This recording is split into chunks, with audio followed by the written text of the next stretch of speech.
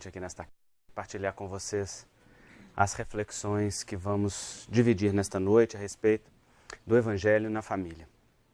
Uma necessidade que é de todos nós, não é? Independente da nacionalidade, da cultura, do estado, todos nós temos questões a resolver nas nossas famílias, dentro de nós e nas nossas relações.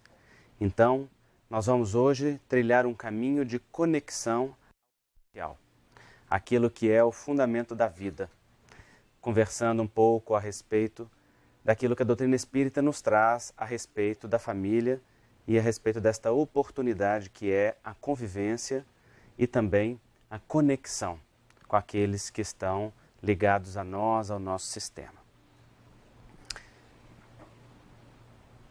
Quando ela me perguntou como eu queria ser apresentado, eu disse para ela: você apenas diga que eu sou filho do Geraldo e da Madalena, porque na verdade só isso importa. Todo o resto é apenas consequência. Mas, na verdade, aquilo que é o fundamento da vida é o lugar onde a gente é colocado na existência. E cada um de nós, filho, é colocado como continuidade dos pais. E esta é a verdadeira grandeza, esta é a verdadeira importância. Todas as outras são ilusórias.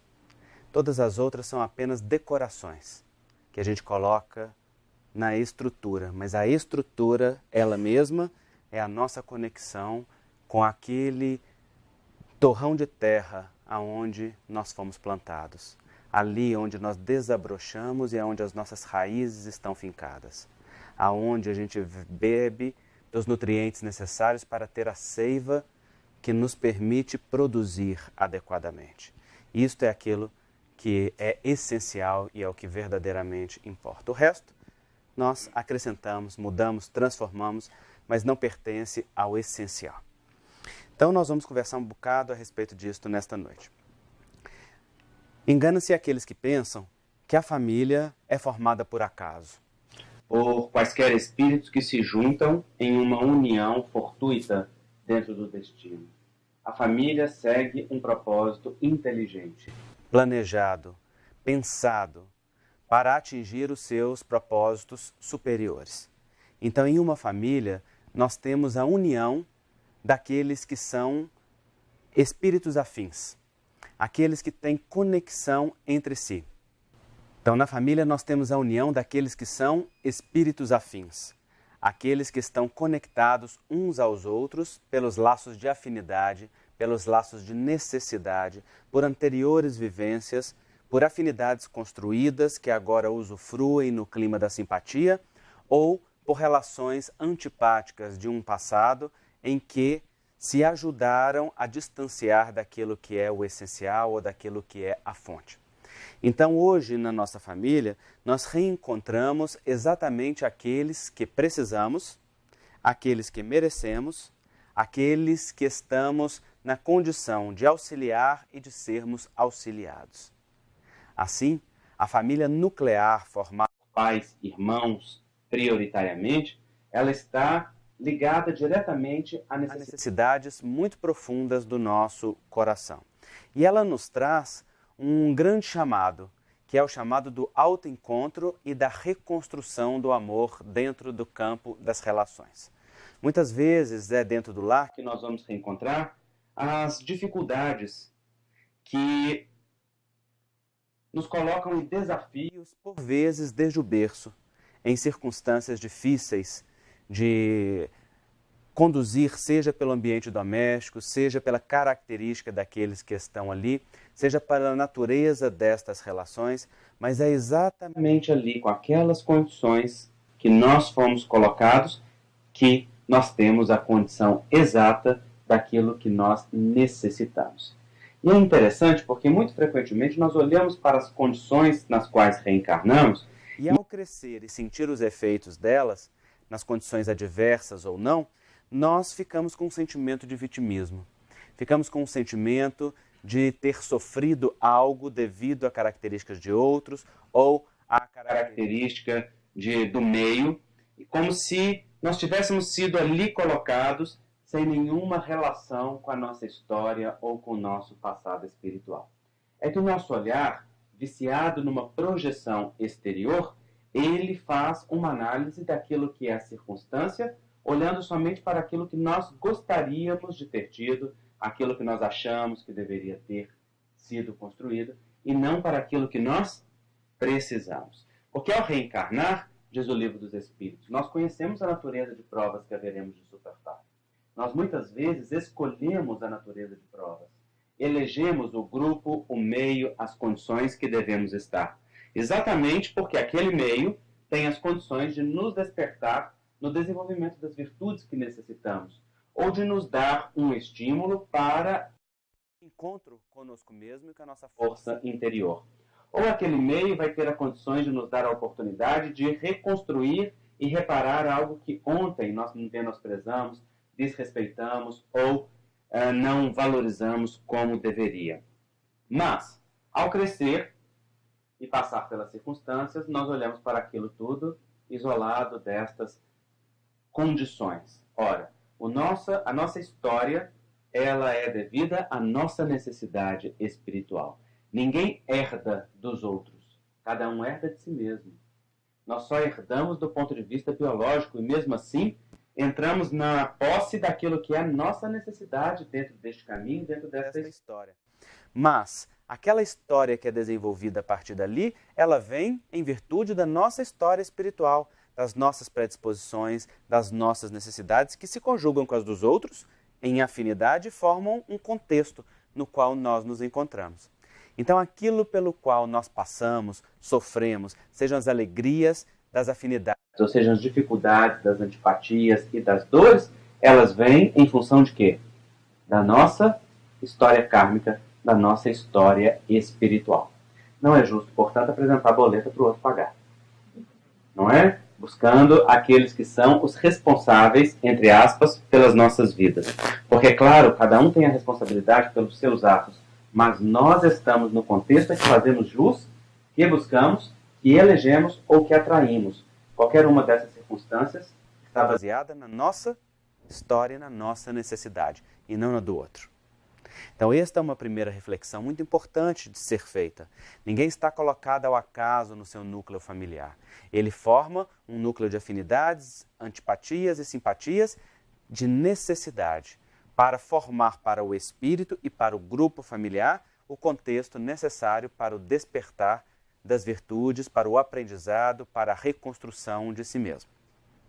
Então, a primeira reflexão que nós precisamos ter é qual o papel que nós exercemos neste núcleo. Não o papel que os outros exercem, ou aquilo que nós gostaríamos que eles fizessem, mas qual o nosso papel ali. Nós estamos sempre chamados, dentro de um núcleo familiar, a exercer um papel transformador, a colaborar dentro do lugar que nós ocupamos para modificar aquele meio da forma mais adequada possível, através do nosso exemplo, através da nossa contribuição, através do nosso auxílio. E natural é que dentro do ambiente familiar nós encontremos as maiores rusgas e as maiores dificuldades de relação, porque ali caem as máscaras. Ali nós não temos aquelas defesas sociais que frequentemente nós colocamos na relação com o outro. Ali nós estamos nus.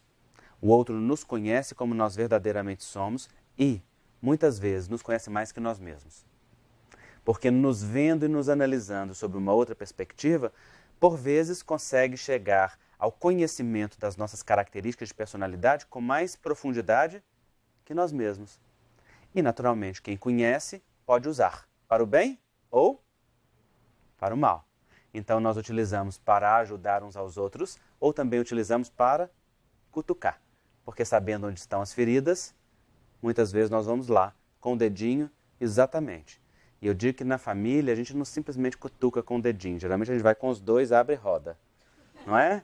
Na ferida que é para dar uma exacerbada naquela característica ou naquela dor que está ali. Então, estas relações podem ser muito complexas, porque não tendo defesas sociais, nós estamos colocados ali em um esforço de convivência que nos leva necessariamente ao autoencontro, desde que nós aproveitemos. porque nos serve em espelho. Nós começamos a ver as nossas características demonstradas nas posturas dos outros, reveladas pelos outros ou até mesmo naquilo que no outro nos incomoda, nos excita ou nos dói. Afinal de contas, nós projetamos as nossas características e passa a nos incomodar aquilo que nós temos ou aquilo que não está resolvido em nós e que nós vemos projetado no outro. Como o outro também não pode se defender com as máscaras sociais, se mostra na sua nudez emocional, na sua nudez espiritual. E nós também temos a oportunidade de ter acesso a algo que é do outro bem típico. Então, nestes caminhos da convivência surgem os aparos das arestas, não é? Aquelas pedras pontudas que no conviver vão ali se atritando para no atrito irem se polindo. Vocês já viram as pedrinhas que ficam no fundo dos rios? Elas são bem redondinhas, geralmente, não é? Por quê? Porque elas rolam no fluxo da água. E no fluxo da água elas vão atritando as suas arestas. E no atrito das suas arestas elas vão perdendo essas arestas e vão tornando-se mais polidas. É o que acontece conosco dentro do lar. O fogo da convivência e das dificuldades relacionais vai pouco a pouco nos transformando exatamente por essa característica de vermos em espelho aquilo que temos, aquilo que somos, ou de receber as condições que precisamos para os estímulos adequados aos sentimentos que necessitamos desenvolver. O que naturalmente não é fácil, porque a família é um caldeirão fervente, não é? E eu gosto muito dessa imagem do caldeirão fervente, porque o que a gente faz numa sopa? A gente pega os legumes que geralmente estão duros e crus, colocamos dentro da água, colocamos no fogo com um tempero adequado e deixamos o quê? Ferver, borbulhar. E quanto mais tempo fica, mais macio fica o legume, não é assim? Então também acontece isso conosco, no caldeirão fervente das relações.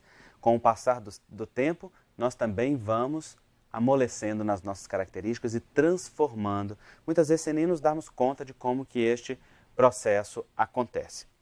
E dentro do lar, se nós observarmos, pequeninas atitudes poderiam transformar profundamente a nossa convivência, se nós exigíssemos menos e ofertássemos mais. Se nós não ficássemos olhando tanto para a conduta do outro, para julgá-la, e ofertássemos aquilo que fossem os elementos sensibilizadores ou transformadores. Muitas vezes, pequenos esforços de amor geram grandes efeitos. Vou contar para vocês uma experiência minha. Eu, quando entrei para a doutrina espírita, tinha 16 anos de idade. Isso faz uns 4 ou 5 anos, mais ou menos. E então, muito entusiasmado naquelas coisas da adolescência, eu quis logo trabalhar. E com poucos meses de atividade, eu quis participar da tarefa do passe, porque achava bonito a tarefa do passe, achava muito interessante dar passe, etc. Aquelas coisas de adolescente deslumbrado no primeiro encontro com a doutrina espírita. Porque são dois momentos diferentes. Um é aquele que nós entramos para o movimento espírita. Outro é aquele que o espiritismo entra para dentro de nós. Nós entramos para o movimento espírita quando nós começamos a frequentar o centro, assistir palestras, ler livros, utilizar-nos das atividades espíritas, muito frequentemente apenas para aliviar-nos do sofrimento. Então nós entramos para o espiritismo, mas o espiritismo entra para dentro da gente quando começa a fazer música em nós, quando começa a tocar algo dentro do nosso coração, quando as cordas da nossa alma começam a emitir sons de transformação, desejos de mudança, vontade de ser melhor, vontade de se autossuperar, de se autodominar, de transcender a si mesmo. Então eu ainda estava naquela fase em que eu tinha entrado para o espiritismo, mas o espiritismo ainda não tinha exatamente entrado para dentro de mim. Mas foi muito interessante, porque eu lembro que na minha casa só eu era interessado pelas questões do espiritismo. Meus pais são de tradição católica. Meu irmão não tinha nenhum interesse nessa época. E eu, desde pequenininho, desde que eu me entendo por gente, eu digo que eu sou espírita, mesmo sem saber o que era, que o espiritismo era. E as pessoas na minha casa achavam muito curioso. Porque eu estudava em colégio protestante, e as pessoas perguntavam qual a sua religião, eu falava, eu sou espírita. E elas perguntavam o que o espiritismo fala a respeito disso, a respeito daquilo. Eu falava, não sei. Só sei que eu sou. É isso que eu gosto. E a única coisa que eu sei é que tem reencarnação. Porque naquele tempo eu não tinha ainda informação. Então na minha casa ninguém tinha a formação espírita. Mas eu comecei então com 16 anos a frequentar este centro espírita e pouco tempo depois minha casa se pacificou. A gente que vivia em pé de guerra começou a viver uma tranquilidade. Então um dia eu cheguei para minha mãe e disse assim, mãe, que maravilha o espiritismo, não é? Você veja que transforma a gente, todo mundo na nossa casa. Só eu estou frequentando o centro e todo mundo está sendo transformado. E não me esqueço que minha mãe me olhou com aquele olhar amoroso e compassivo típico dela e disse, não, meu filho, só você mudou. Aí eu descobri que quem tocava terror naquela casa era eu. Não é? Porque a gente sempre acha que a culpa é do outro. Mas não, só eu tinha minimamente me acalmado. E bastou que eu minimamente me acalmasse que a casa se pacificou.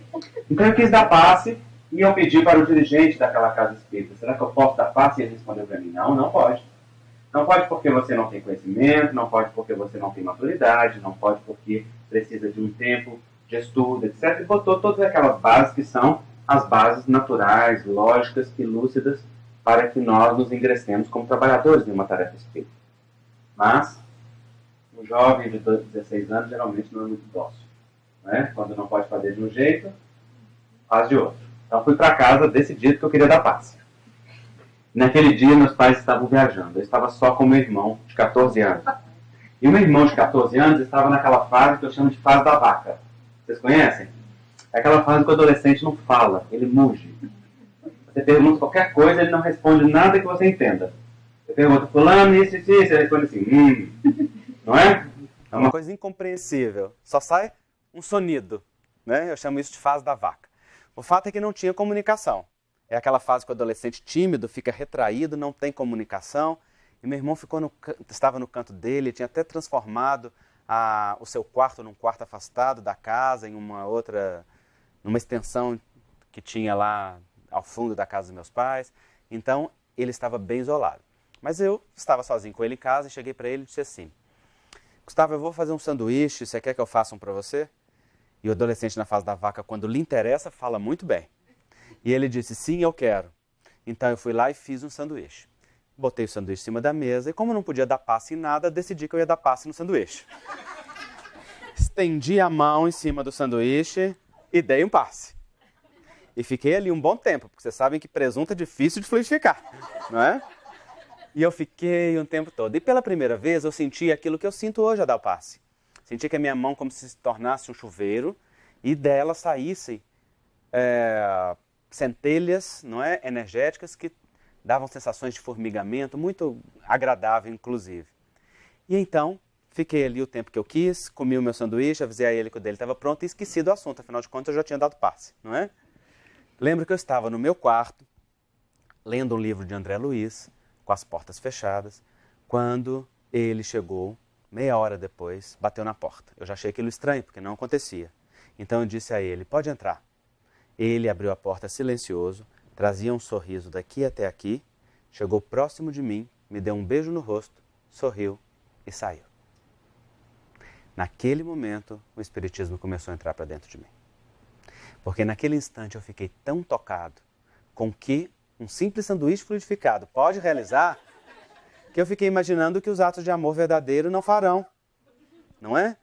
Mas nunca mais esqueci deste exemplo, porque fiquei pensando, como que um simples sanduíche feito com gentileza, porque não foi nada mais que isso, pôde retirar ele que estava numa fase de mudez, numa fase de introspecção, numa fase de não convivência, como que pôde retirar ele daquele lugar aonde ele estava, por questões que são dele, para permitir-lhe uma expressão emocional rara, porque entre homens, beijar no rosto já é uma expressão rara, depender da família, não é?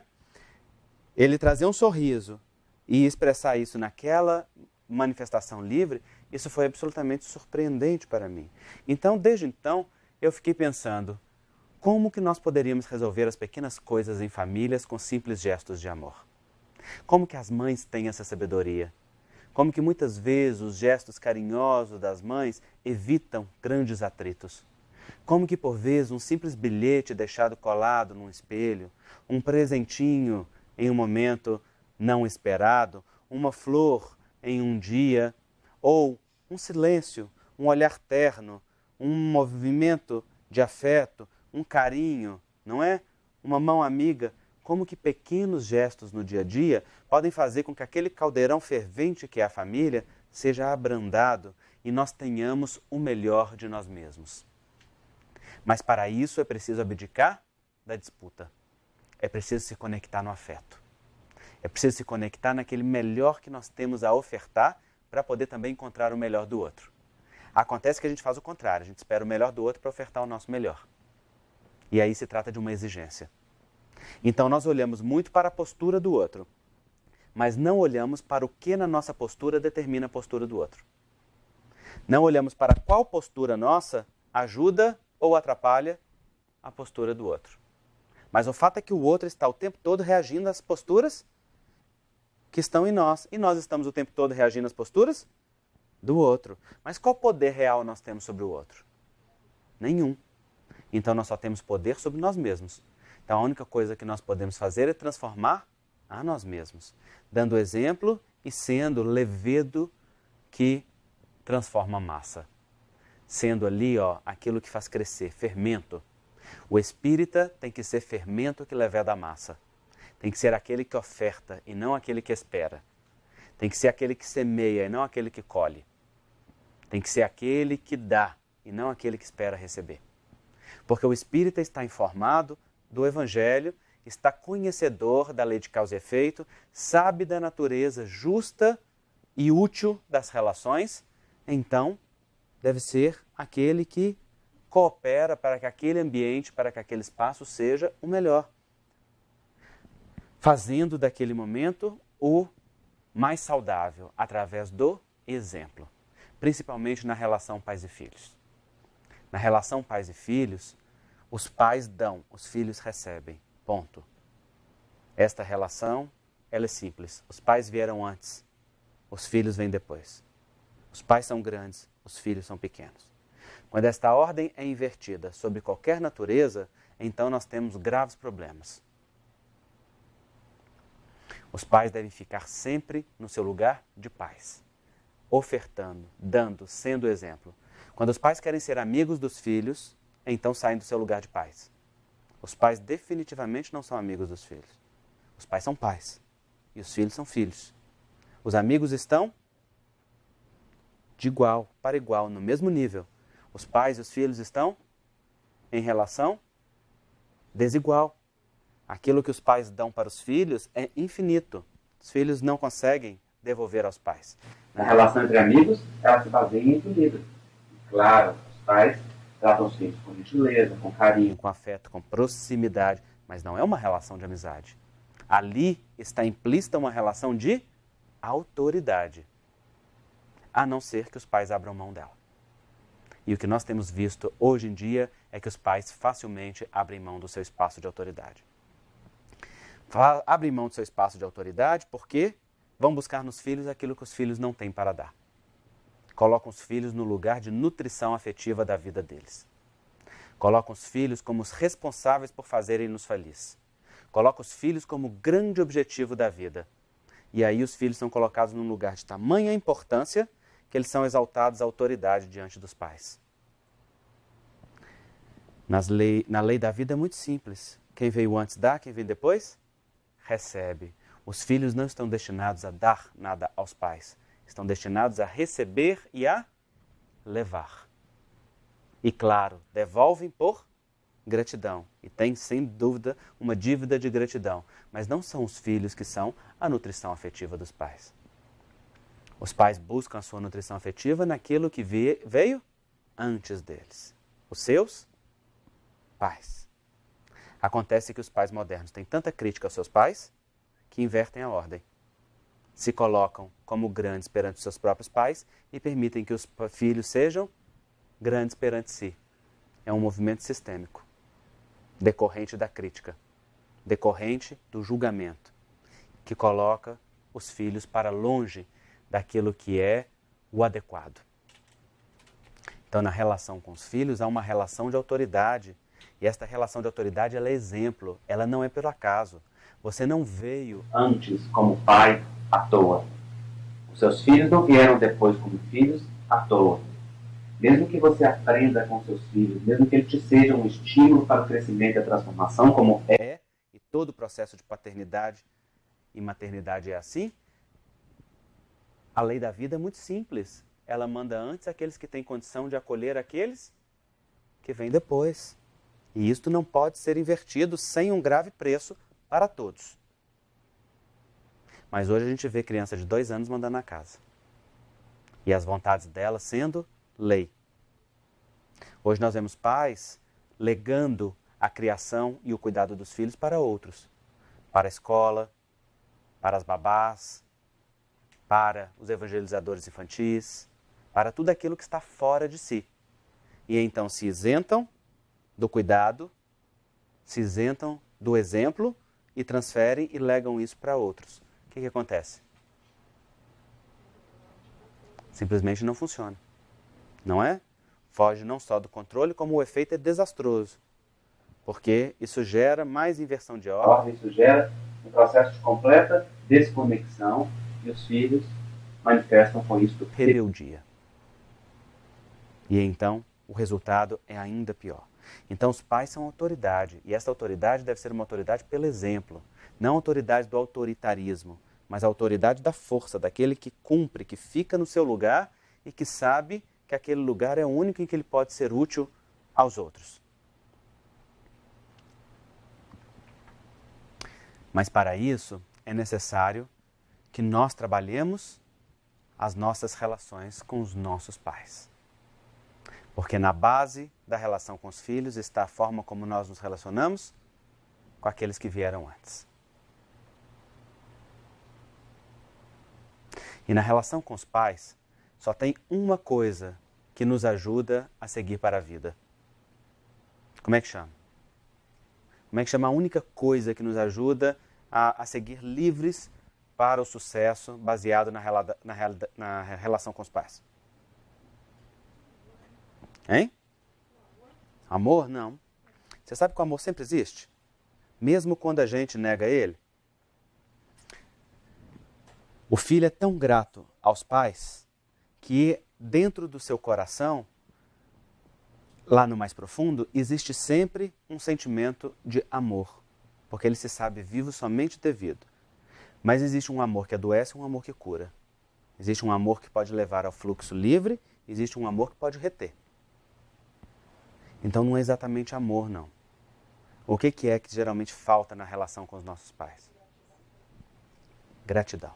Que baseia-se no respeito. A gratidão é essa sim. O amor nunca falta. Mas ele pode ser sufocado. Mas a gratidão pode faltar. A gente pode passar uma vida inteira sem olhar verdadeiramente para os pais com gratidão. E aí passa uma vida inteira sem olhar para o essencial. Porque quando nós ficamos na gratidão, a gente fica aqui, ó, abaixo dos pais.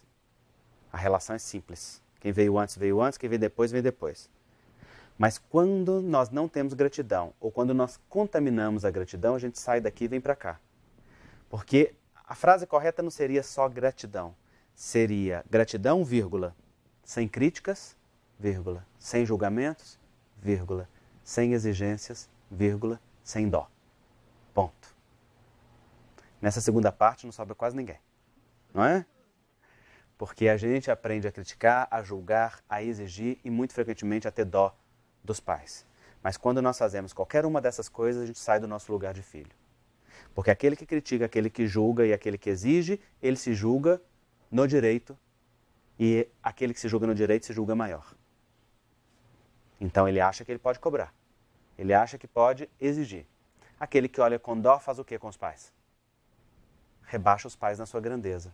É como se dissesse para eles, vocês não dão conta da vida, não é? Ou vocês não têm aquilo que é necessário. Isso é sempre uma interpretação falsa.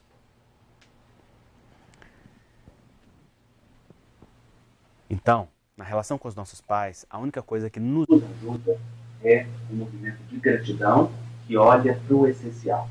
Nós frequentemente fazemos uma lista daquilo que não tivemos, daquilo que queríamos ter tido, daquilo que não gostamos, daquilo que nos faltou, daquilo que foi excessivo, não é? fazemos uma lista daquilo que foi inadequado. E ficamos olhando para esta lista. Mas ora, na relação com os nossos pais, não cabe nenhum movimento de perdão. Não cabe a nós perdoarmos os nossos pais. Por quê? Exatamente. Porque na relação com os nossos pais, nós não temos nem o direito de nos magoarmos. A eles nós não devemos nada. Quer dizer, eles não nos devem nada. Nós devemos tudo a eles. Por quê? Porque aqui, ó, em cada célula, tem 50% do papai, 50% da mamãe. Vibrando todos os dias, 24 horas por dia, 365 dias por ano, sustentando a nossa vida e tudo aquilo que a gente faz. Que preço tem isso? Que valor tem isso? É impagável. Só que o que acontece é que a gente não olha para isso. Isso a gente ignora e trata como se fosse nada. E aí faz uma lista daquilo que faltou, daquilo que não teve, às vezes uma lista justa. Porque às vezes teve situações difíceis, às vezes teve violência, não é? E aí a gente fica olhando para aquilo como se aquilo fosse muito importante. E acreditem, não é.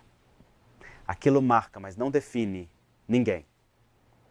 Porque o que nos define é aquilo que nós interpretamos do que foi vivido.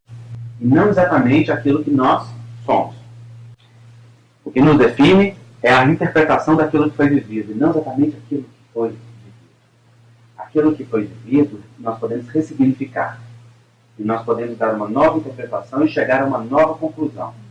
Então, nos marca, mas não nos define. Então, me digam como é que chama quando a gente cobra dos pais aquilo que não foi dado, aquilo que não teve, sem agradecer o que foi dado. Ingratidão. Das drogas. E a gente não se dá conta que no dia a dia age com esse movimento. Acontece que essa postura interna é uma postura de profunda desconexão. Quando a gente se coloca na postura da ingratidão, a gente desconecta da força dos nossos pais. A gente se desconecta do melhor. E passa a fluir em uma outra expressão de amor que não ajuda. E muito frequentemente é chamada de amor cego. Sabe como é que é? É aquele movimento que diz assim lá dentro de nós: olha, eu te amo tanto, pai, que, como eu não te respeito, na gratidão livre, eu tomo para mim o seu destino como prova de amor. Então eu me torno igual a você. Aí sabe aquelas coisas de eu critico igual? Falei de mamãe, estou fazendo igualzinho. Falei de papai, estou seguindo o mesmo caminho. É chamado de amor cego. É uma expressão de amor, mas não ajuda ninguém. Porque ela leva para uma repetição de destino, ela leva para um emaranhamento. Por quê? Porque a gratidão, que é o amor livre, está obstaculizada. E nós não nos permitimos fluir na gratidão. Quando o filho flui na gratidão, ele se curva diante dos pais. Ele honra aquilo que os pais deram. Na relação com os pais, também não cabe entendimento. A gente é capaz de entender os pais? Levanta a mão aqui quem tem 100% dos seus pais. Então, nós somos capazes de compreender os pais um pouco naquilo que eles contam para nós, outro pouco naquilo que a nossa maturidade nos permite, outro naquilo que as experiências da vida vão nos permitindo. Porque, por exemplo, muitas vezes nós só passamos a compreender os pais quando passamos por situações semelhantes. Exemplo, só quando somos pais é que passamos a compreender muitas vezes a paternidade e a maternidade dos nossos pais. É ou não é assim? É. Antes, a gente olha como uma experiência estranha. Então a gente entende mais ou menos. Muitas vezes nem os nossos pais sabem explicar o que os movia, o que atua sobre eles, não é verdade? Ou você sabe explicar para os seus filhos 100% o que é que atua sobre vocês agora? O que os move agora? Não é? Nós também não estamos esforçando o nosso conhecimento? Então, na relação com os nossos pais, não cabe entendimento pleno. Há uma tirinha da personagem Mafalda que é muito esclarecedora. A Mafalda é uma menininha que só diz coisas adultas. E a amiguinha dela chega para ela e diz assim: Mafalda, os adultos são muito difíceis de compreender.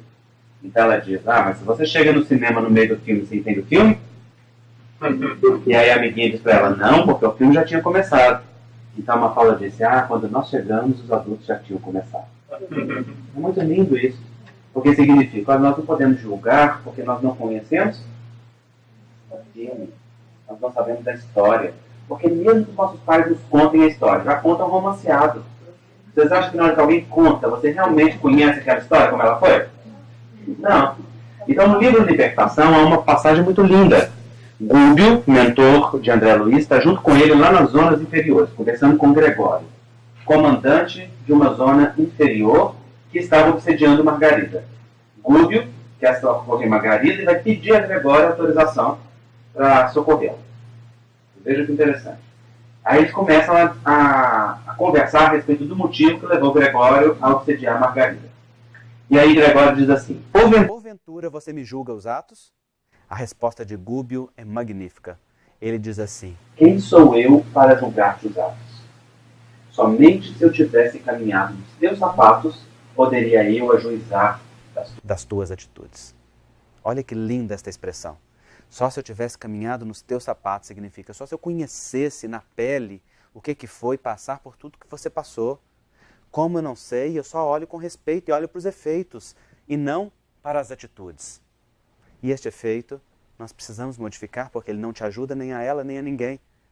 Ele está contrário à lei divina. Então vocês vejam que interessante, diante dos nossos pais, nós não caminhamos nos sapatos deles. Nós não sabemos o que lhes custou. Então tem uma coisa que é o ingrediente da gratidão. É aquilo que nos leva à gratidão. Como é que chama? É aquilo que é fundamental. É a única coisa que dá para a gente viver na relação com os nossos pais. Não. Chama aceitação. A aceitação é a base da gratidão. Porque na aceitação nós aceitamos a realidade como ela é. Sem querer transformá-la, sem querer modificá-la, sem querer fazer dela uma coisa diferente.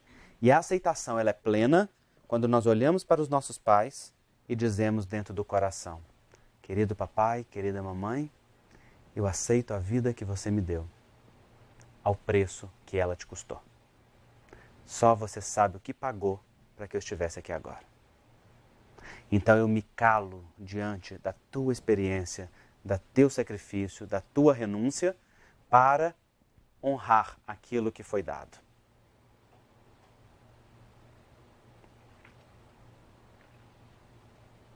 Isto significa que eu não olho para as atitudes, eu olho para as circunstâncias.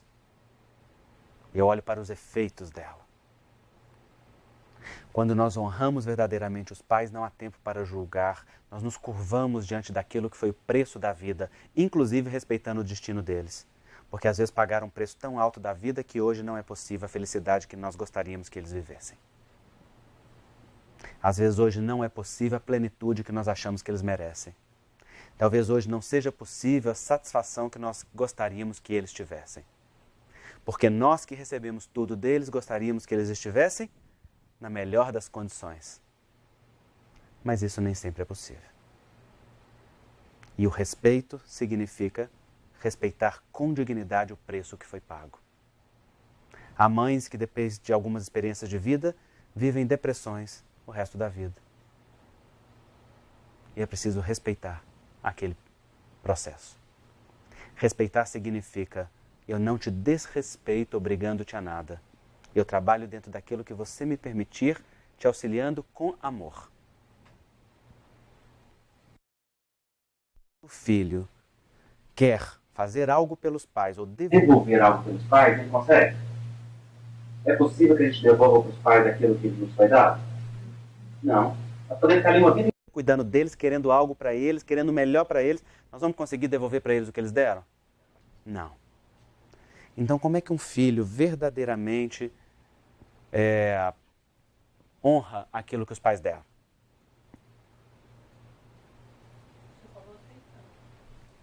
Sim, mas tem um jeito de agradecer. Tem um jeito ótimo de agradecer. Como que a gente agradece aos pais aquilo que eles deram? Cuidando? Não, nós podemos ficar cuidando deles ali. Cuidando de quê? Cuidando da nossa vida. Cuidando da gente. Indo para o caminho do bem. Isso significa que nós estamos fazendo o quê? Nós estamos fazendo uma coisa boa com aquilo que eles nos deram. Então nós agradecemos os nossos pais aquilo que foi dado, quando nós fazemos a nossa vida dar certo. Quando fazemos a nossa vida ser um sucesso. Porque então os nossos pais podem olhar para nós e dizer, valeu a pena. Ainda que eu tenha pagado o preço alto. Valeu a pena. Eu faria de novo. Então, quem verdadeiramente recebe a gratidão pelos nossos pais? Quem? Não. Também não. Você falou, não falou não? Nossos filhos. Exatamente. É passando adiante que nós dizemos obrigado. São os nossos filhos que vão receber aquilo que os nossos pais nos deram. É para os nossos filhos que nós damos na mesma medida do que nós recebemos. Não é? Então são os filhos que verdadeiramente ganham e recebem dos pais. Quando os filhos ficam ali grudados nos pais, querendo fazer algo pelos pais, o que acontece frequentemente é que ficam de costas para a própria vida. O fruto de uma árvore não se destina à árvore. Qual é o destino do fruto da árvore? Soltar-se dela, afastar-se e germinar no seu campo. Então o objetivo de um fruto é afastar e germinar. Se o fruto fica ali querendo devolver para a árvore e dar para a árvore aquilo que ele recebeu, o que acontece com ele?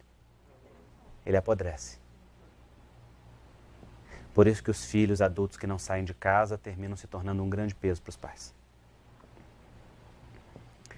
Porque se tornam um movimento de não frutificação, muito frequentemente. E o que acontece muito frequentemente é que inverte a ordem. E tentam passar a ser pais dos próprios pais. E aí a bagunça está feita. O filho pode sair do seu lugar de filho em circunstância nenhuma. Andrei, meus pais estão doentes, meus pais estão idosos, eu preciso cuidar deles. Pô, claro, é dívida de gratidão, não é? Mas você cuida como? Filho, e não como pai. Eu vou dar um exemplo para vocês. Imagina que meu pai esteja doente. Aí eu viro para ele e falo assim, ô pai, pelo amor de Deus, olha só, o senhor está aí com diabetes, com hipertensão, está aí com colesterol alto, está obeso, eu marco o médico para o senhor não vai, o médico passa o remédio, o senhor não toma, não faz um exercício, pelo amor de Deus, vai ter um infarto qualquer hora, vai deixar a gente aí na mão, hein? Então vai ter um AVC e vai dar trabalho para a gente. Não é uma situação aparentemente corriqueira? Quem é que pode falar assim com meu pai? Verdadeiramente. Pai dele. Então, se eu me coloco nesse lugar, eu estou me colocando no lugar de quem? Do meu avô. Isso me custa um preço alto. Se o meu pai estiver no lugar dele de pai mesmo, qual que é a reação dele? Das duas uma, ou ele me manda calar a boca, não é? Que significa, não ouse falar comigo desse jeito, ou, se ele não tiver coragem ou vontade de fazer isso, qual que é o efeito, geralmente, que isso ocasiona nos pais? Mais que constrangimento. Ligação. E aí eles ficam o quê? Quando eles ficam constrangidos e humilhados, eles ficam, como que eles reagem? Não. Irritados. Não é? Então, se um pai está no seu lugar adequado ali, essa postura do filho irrita o pai profundamente. Porque é como se o filho dissesse assim para ele, eu sou grande, você é pequeno. Eu sei. Então, vou falar a mesma coisa agora como filho. Tá? Para não deixar vocês em desespero. Então, eu olho meu pai nessa condição, eu digo assim, sabe pai? Quando eu olho para o Senhor, eu fico pensando tanto que o Senhor é especial para mim. Então eu fico imaginando, se o Senhor cuidasse da sua diabetes, cuidasse da sua pressão alta, se tomasse os remédios direitinho, se fizesse exercício, o Senhor viveria mais tempo. E como eu me alegraria em ter o Senhor mais tempo aqui. Qual das duas posturas você acha que sensibiliza mais o pai? Nesta segunda, eu me coloco abaixo. Eu só falo do meu amor. Tem lição de moral? Tem ordem? Não. Tem briga? Não. Só tem uma situação de respeito, falando exatamente a mesma coisa. Só que sobre outra perspectiva. Então vocês vejam que o único lugar onde nós podemos ficar bem dentro das nossas famílias é o lugar onde nós fomos colocados. Aquele que é filho não pode ocupar o lugar dos pais, nem o lugar dos avós, nem o lugar de nenhum outro, sem um grave preço para ele, filho. Também um filho não pode se tornar pai dos seus irmãos, porque quando faz isso, desrespeita profundamente os seus pais. Um irmão deve ter todos os irmãos no seu coração e agir como irmão, dentro da ordem. Porque o mais velho é o mais velho, o segundo é o segundo, o terceiro é o terceiro. E aí se inclui, inclusive, os irmãos que não viveram. Aqueles que foram apostados. Aqueles que não prosseguiram. Eles também são tão irmãos quanto qualquer outros. E nós estamos profundamente ligados a eles, ainda que nunca pensemos nisso. Então, por exemplo, se mamãe perdeu 3 filhos antes de mim e eu sou o primeiro, na verdade eu não sou o primeiro, eu sou o quarto. E isso, inclusive, tira das minhas costas um grande amor que existe entre irmãos, mesmo que isto não seja falado. Porque às vezes, para evitar-se a dor, não se toca naquele assunto. Não é? Então, o único lugar onde a gente pode ficar adequado é no nosso lugar de filhos, com a postura de honra aos pais. A honra vem através da aceitação. A aceitação leva à gratidão. Nós valorizamos a vida assim como ela é. Do jeito que eles são os pais certos para nós.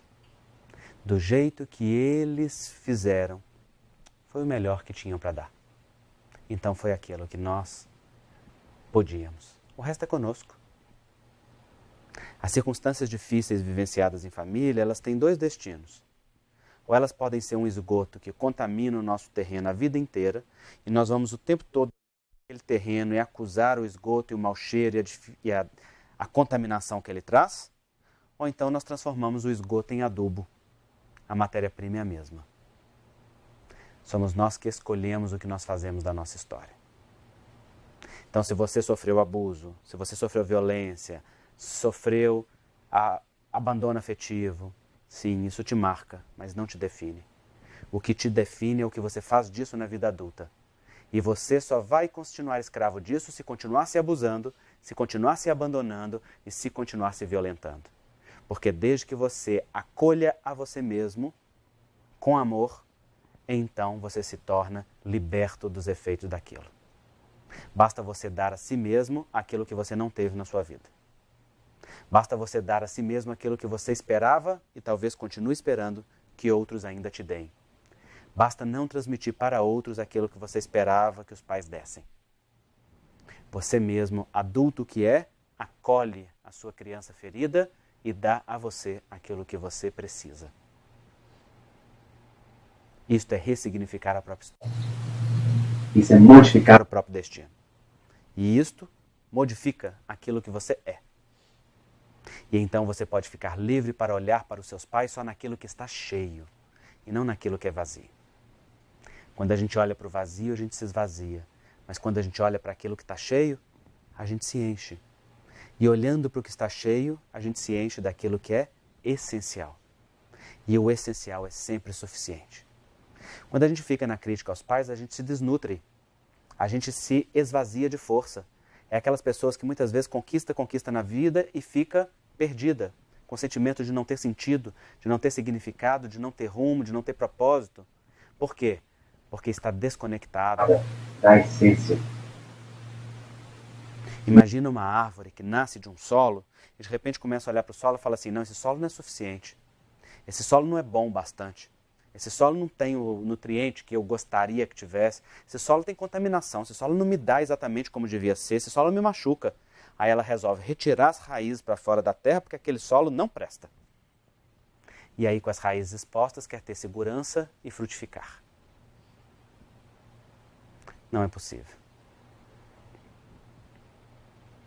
A cura vem do movimento de colocar novamente as raízes na terra. Colocar as raízes na terra significa acolher no coração os pais como eles são e libertar o amor que já existe dentro de você de uma forma fluida e livre. Isso significa sem mais nenhuma exigência. Porque quando a gente diz assim, Eu amo meu pai, eu amo minha mãe, sou grato, mas esse mas significa eu ainda tenho alguma exigência, eu ainda tenho alguma crítica, eu ainda espero algo deles.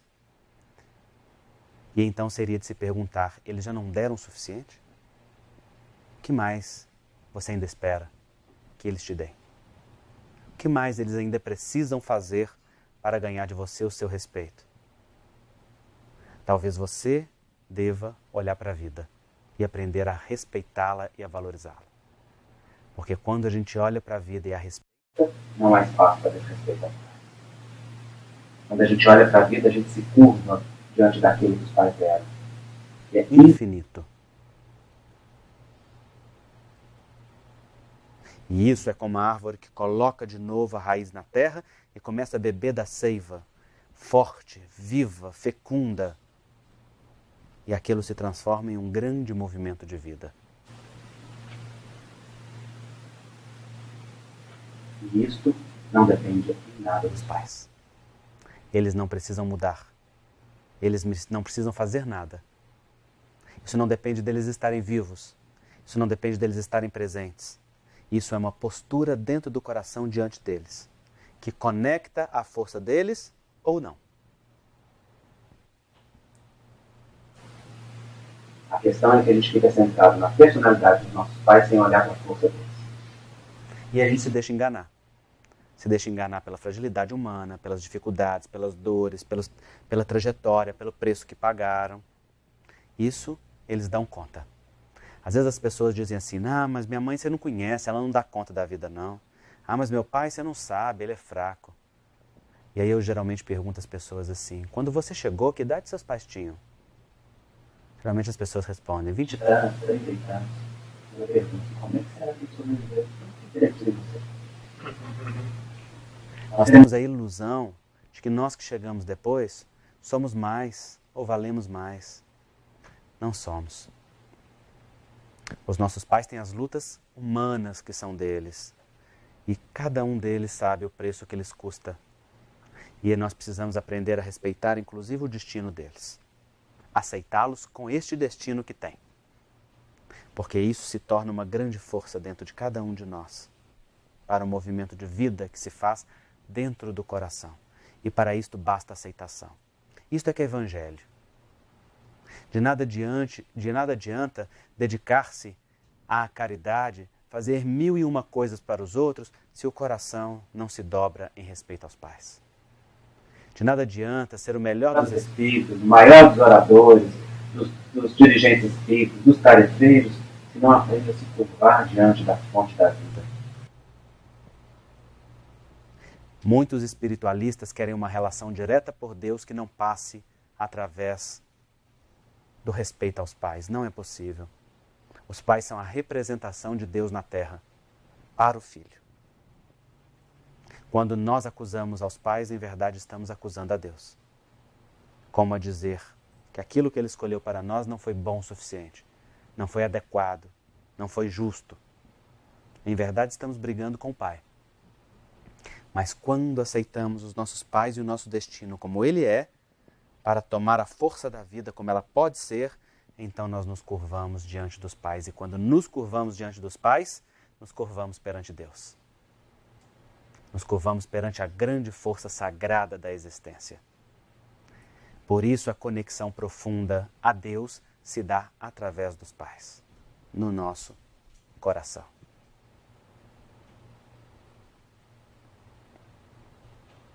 Talvez por isso honrar pai e mãe estava nas tábuas da lei, muito antes de Jesus. É o terceiro mandamento. E é o único mandamento que vem acompanhado de promessa. Honrai vosso pai e vossa mãe, para que tenhais longo tempo na terra que o Senhor vosso Deus vos dará. Olha que lindo. O povo hebreu está saindo do cativeiro do Egito, está indo para a terra prometida, aonde haverá abundância, aonde será a adoração do Deus único, aonde se construirá a cidade nova edificada nos princípios daquela crença, não é? Monoteísta, dos valores sagrados daquele povo. Então é uma terra de abundância, aonde mana o leite e o mel, não é assim que diz? É a terra da promissão. O que o texto está dizendo: honrai vosso pai e vossa mãe para que tenhais longo tempo na terra da abundância, na terra da promissão, na terra da realização. Honrar pai e mãe é o caminho para o êxito e para o sucesso. Só pode haver verdadeiro êxito e sucesso quando nós estamos juntos deles, no coração. Quando nós sentimos eles aqui, ó, atrás de nós. Por isso eu disse no começo que a única coisa que importa no nosso currículo é o nome dos nossos pais.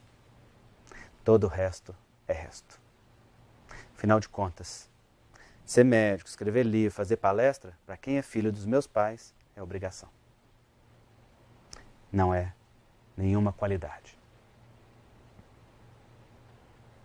Então, vou contar para vocês o que acontece quando eu recebo os aplausos depois de qualquer atividade. E hoje vocês não precisam aplaudir. Sempre que eu recebo os aplausos, eu deixo que aqueles aplausos me atravessem e cheguem até eles. Porque o nosso sucesso, na verdade, é o sucesso de quem? Deles, daqueles que vieram antes. Nós somos só a ponta de um iceberg. Não faríamos nada sem a força daqueles que vieram antes. É muita arrogância querer achar que nós somos alguma coisa desconectados. Nós somos só a ponta de um sistema infinito aqui para trás. E a única coisa que nós fazemos aqui nessa ponta é nos curvar diante dessa força gigante que veio aqui para trás. E quanto mais nós nos curvamos, mais força temos para fazer aquilo que nos compete no nosso destino. Então, o sucesso de cada um é o sucesso daqueles que vieram antes. Então vamos fazer um exercício. Aqueles que desejarem. Fechem seus olhos. Não pode deixar a luz acesa? Pode.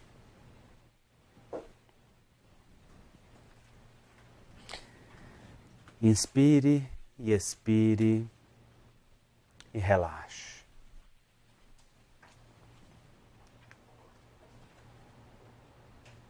Lenta e suavemente.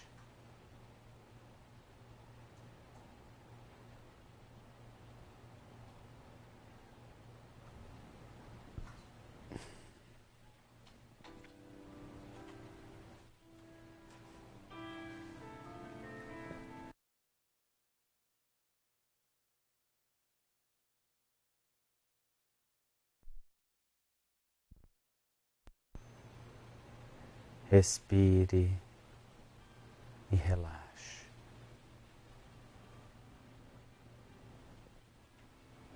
E à medida que você relaxa, você vai entrando para dentro de você mesmo, protegidamente, seguramente.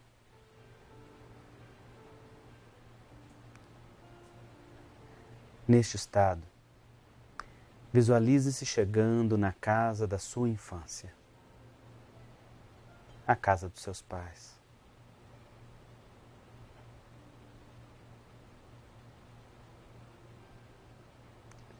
Você entra e se assenta na sala,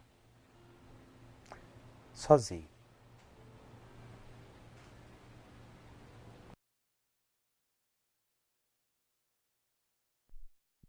De mãos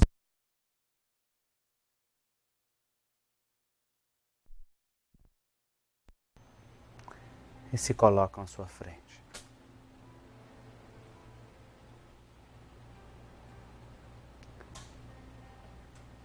Olhe para eles, a fonte da vida.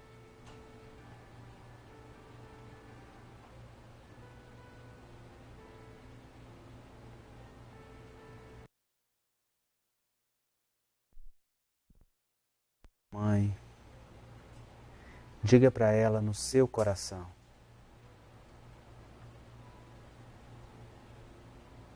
querida mamãe, eu acolho a vida que a senhora me deu.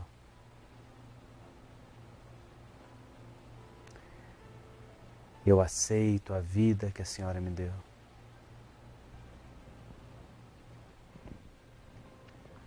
Eu recebo a vida que a senhora me deu. E em sua honra e respeito, eu vou viver a minha vida e fazer uma boa coisa com aquilo que a senhora me deu.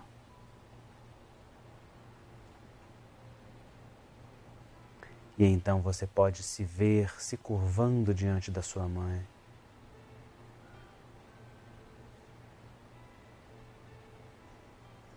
A maneira da honra oriental.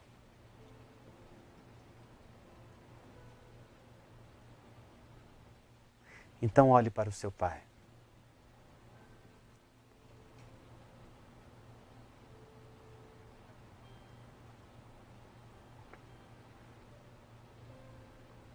E diga para ele: querido papai,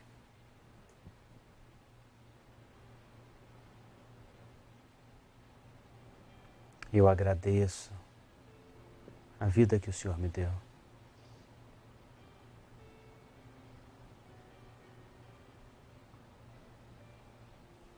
Eu recebo a vida que o Senhor me deu.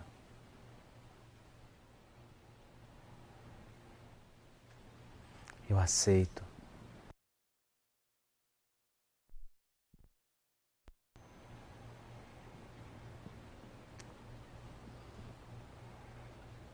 E em sua honra e respeito,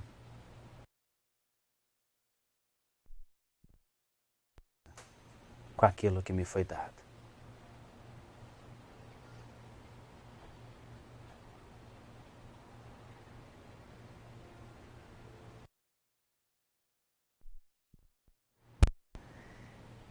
Então você pode ver todo o amor deles por você. Este amor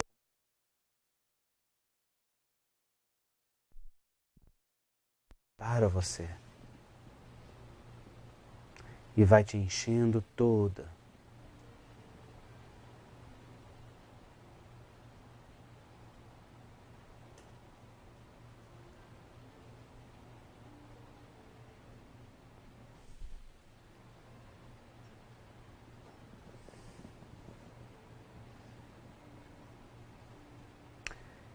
E você pode sentir o efeito que isso tem no seu coração.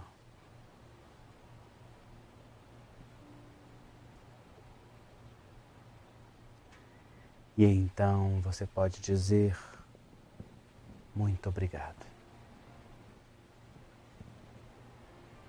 Querido papai, querida mamãe,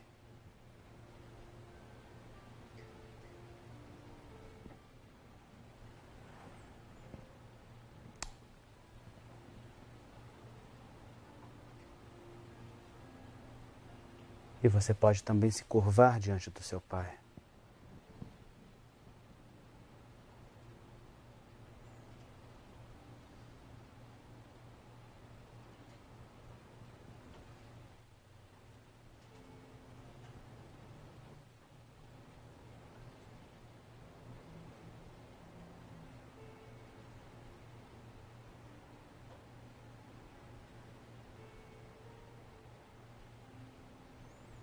Assim, você respira fundo, retornando lentamente, no seu tempo, superficializando e voltando ao aqui e ao agora, protegidamente, seguramente.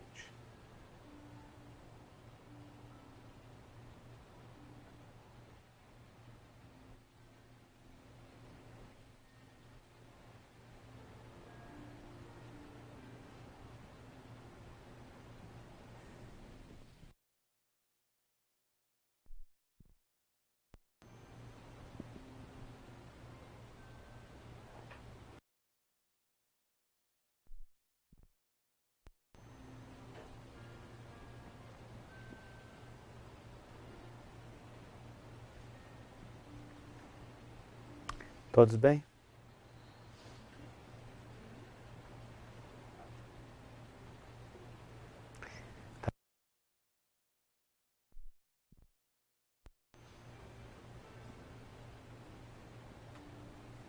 e o quanto essa força te faz falta. Ou talvez você possa ver que você precisa de um tempo para limpar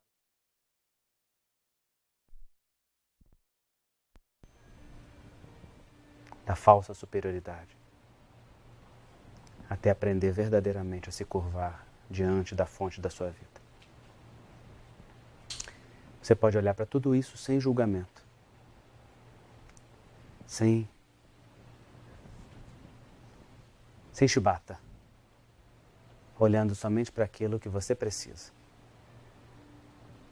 E então se dar aquilo que é necessário. Isso é a conexão com o essencial.